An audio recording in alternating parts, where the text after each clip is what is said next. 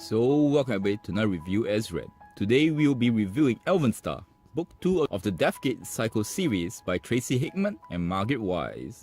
This story picks up from the end of the first book, Dragonwing, and sees the patron Haplo in the world of Pyran, a world of endless sunlight of 4 suns, overgrown megatrees, fauna, and animals. But most of the book is dedicated to Pyran and those around him, and their adventures against the beings known as the Titans. So let's get to the pros of the book first. Firstly, the Deathgate series is one of the most unique fictional worlds you will read, especially the hinted past war between the two races of magic-wielding demigods, which led to the sundering of this fictional universe and formed the constructed worlds of the current book's timeline based on the elements.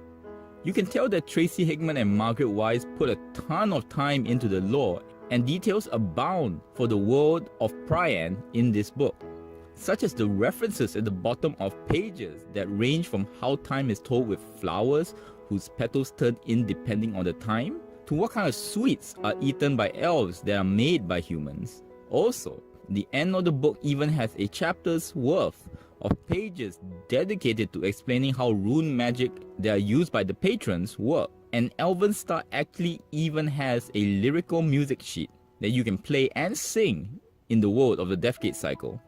Characters wise, Zifnat the Wizard, to me, is interesting as he is constantly referencing our world and characters like Gandalf, Ratzlin, etc.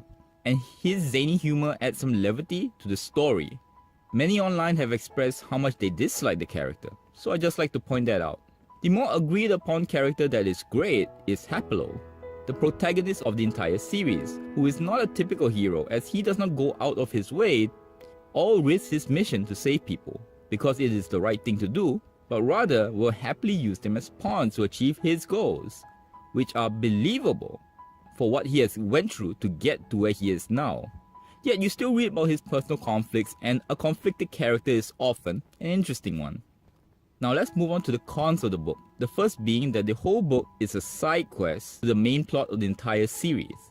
The main story of this book is on the elf Pyran and his adventures, which takes over half the book or more to start, and the interesting character of Haplo does not even get into the story until chapter 8.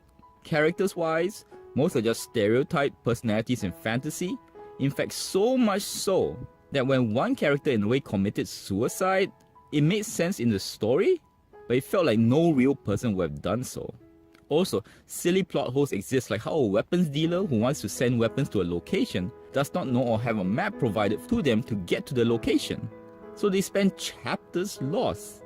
This lost part basically are chapters for a cliche fantasy love story to develop between an elf and a human that is supposed to cross racial divides of a society that has elf masters and human slaves. Also, unlike many of the Dragonlance books in D&D by these authors, the Deathgate books feels like they have to be read as a series, as there are many references to the first book, Dragonwing, and at the end of the book, you are left feeling unsatisfied as it leaves a lot of questions unanswered and feels like a cliffhanger for the next episode. In conclusion, it is said by many online that the Deathgate series is great, but avoid this second book as it is a slog to get through. Also, unless you want to get the details of the world of Pyran for an RPG, in my opinion, you can just read a detailed summary of this book and move on to the third book, and you will miss nothing in the bigger plot. So, if you like content like this, subscribe, comment, let me know what you think. Thank you very much. Till next word.